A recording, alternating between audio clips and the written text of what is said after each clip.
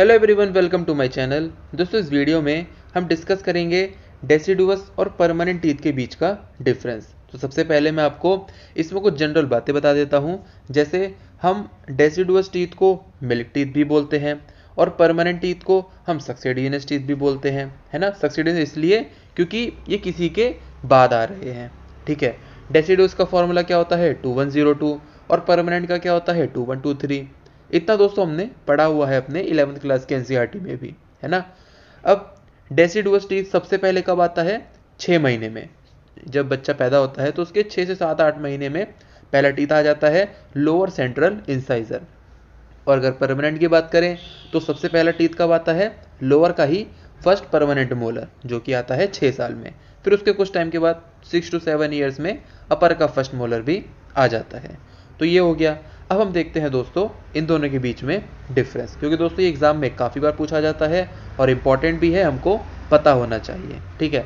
अब देखो इसको मैंने कैसे डिफ्रेंशिएट किया है। ये पैरामीटर्स हैं डेसिडुअस टीथ और ये परमानेंट टीथ, है ना। तो यहाँ पे आपको दोस्तों काफ़ी सारे पैरामीटर दिख रहे होंगे, number of teeth, size, colour, contour, है ना।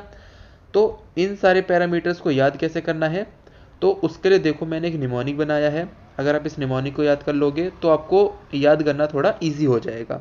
तो क्या है निमोनिक? Naughty small children. कैसे चिल्ड्रन है? नॉटी स्मॉल चिल्ड्रन है। कैन क्रिएट, वो क्रिएट कर सकते हैं really rough random stud chaos. इस तरीके से आपको याद हो गया।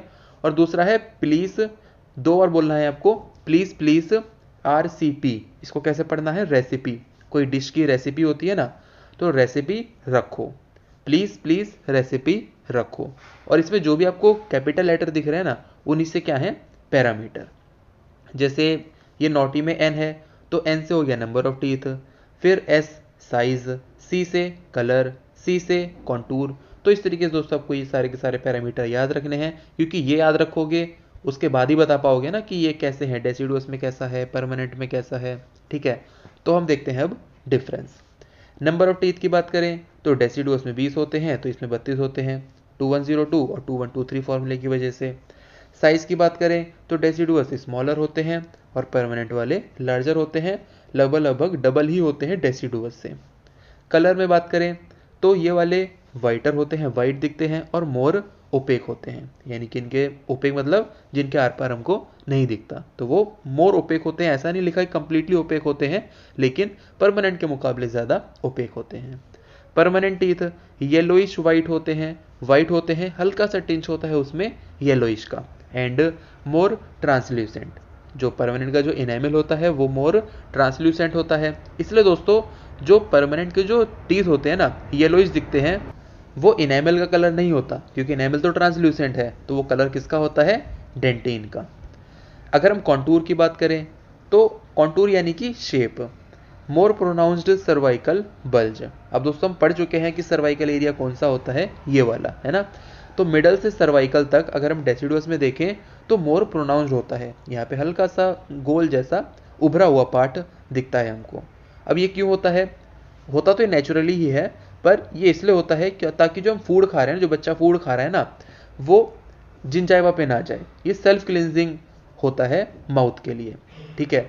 इससे जिंजाइवा प्रोटेक्ट रहता है। जबकि अगर हम परमानेंट में देखें तो लेस प्रोनाउंस्ड होता है, टेपरिंग सर्वाइकल मार्जिन। ये हो गया एक तरीके से दोस्तों, ये सेल्फ क्लिनजिंग मैकेनिज्म होता है डेसिडुअस टीथ में। कस्प एंड फोसा, डेसिडुअस में मोर पॉइंटेड कस्प होते हैं, डीपर फोसा होते हैं, और परमानेंट में लेस पॉइंटेड कस्प होते हैं और शैलोअर फोसा होते हैं, कम डेप्थ होती है फोसा की। दोस्तों इसका मैं एग्जांपल देता हूँ आपको। जैसे एक पेंसिल लेना, ठीक है, अब उसको बिल्कुल शार्प कर लेना, और उसको तब जाके आप दीवार पे हल्का सा भी टच करोगे ना, तो उसको देखोगे आप नॉक टूट जाएगी। लेकिन जब वो ब्लंट रहेगी उसकी नॉक, तब आप लगाओगे तो अच्छा खासा प्रेशर भी लगाओगे दीवार पे, तब भी नहीं टूटेगी, है ना। तो यही रीज़न है यहाँ पे भी, जो बच्चे होते हैं उनमें मेस्टिकेटरी फोर्सेस की कम ज़रूरत होती है ना, क्योंकि उसमें ज़्यादातर पेरेंट्स जो होते हैं वो बच्चे को पहले ही लिक्विड फॉर्म में ही खाना देते हैं, है ना, इतना हार्ड नहीं देते हैं। लेकिन जो अगर बच्चा बड़ा हो जाता है तो वो खुद भी खाने लग जाता है, तो वो हर तरह की चीज़ें ट्राई करता है, हार्ड भी चीज़ ट्राई करता है, वो शुगर केन भी खाता है लाइफ में। तो जब उसके पास लेस पॉइंटेड कस्प होते हैं और शैलो और फोसा होते हैं, तो इससे क्या होता है, जो मोलर का जो ऑक्लूजल एरिया होता है वो बढ़ जाता है, सरफेस एरिया बढ़ जाता है, जिसकी वजह से जो मस्टिकेटरी फोर्सेस होते हैं वो ज़्यादा लग पाते हैं और जो फूड होता है वो अच्छे से क्रश हो पाता है। ठीक है, ये हो गया मेस्टिकेटरी फोर्सेस बढ़ाने के लिए होता है ये।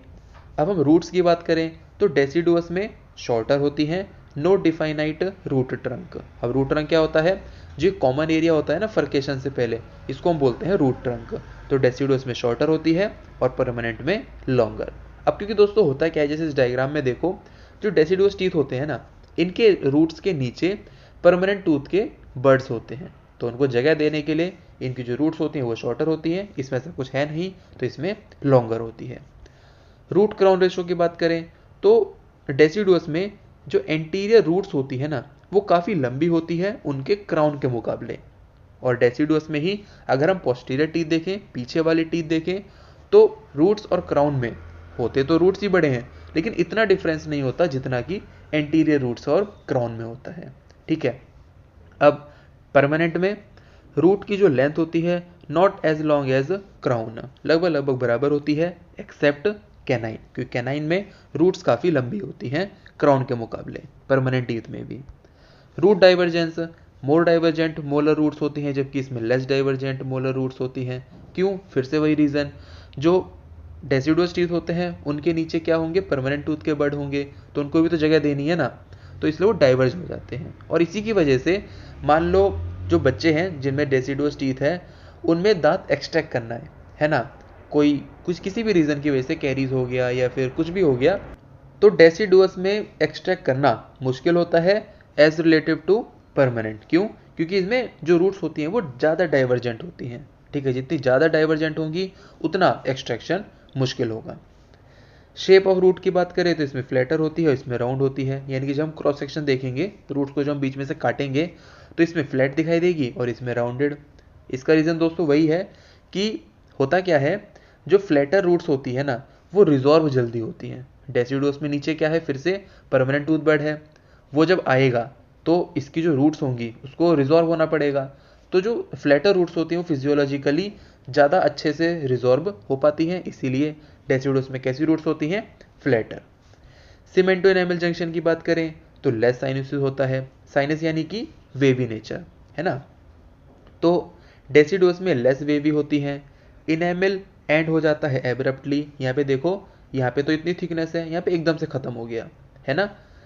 Bell shaped crown with constricted neck, जो नेक है एकदम से कॉन्स्ट्रिक्ट हो जाती है, जबकि इसमें देखें तो मोर साइनस होता है, यानी कि वेवी ज़्यादा होता है।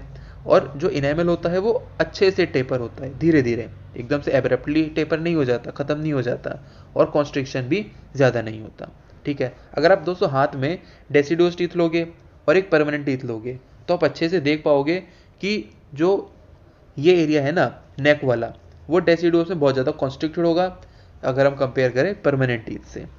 पल्प चैम्बर लार्जर होता है विद लेस डेंटिन डेप्थ, जबकि इसमें परमानेंट में smaller with more dentin depth, यानी कि परमानेंट में डेंटिन की डेप्थ ज़्यादा होती है पल्प से, जबकि डेसिडुअस में इसका उल्टा होता है।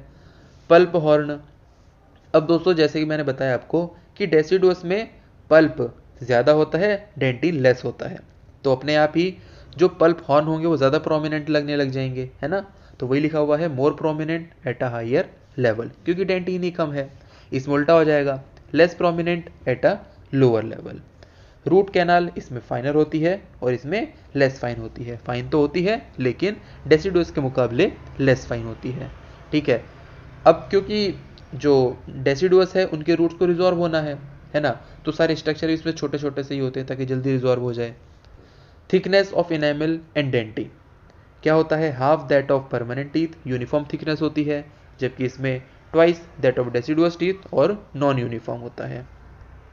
डायरेक्शन ऑफ इनेमल रॉड्स, अब डायग्राम में देखो, do not incline apically in cervical third, यहाँ पे देखो हॉरिजॉन्टल दिख रहे हैं ना आपको, जबकि इसमें incline apically in cervical third. डेंटिनो enamel junction इसमें स्मूथ होता है जबकि इसमें स्कैलोप्ड होता है। स्कैलोप्ड होने की वजह से मैकेनिकल बॉन्ड अच्छे से बनता है, मैकेनिकल स्ट्रेंथ अच्छे से मिलती है, क्योंकि परमानेंट टीथ में हमको स्ट्रेंथ चाहिए ना, इसीलिए।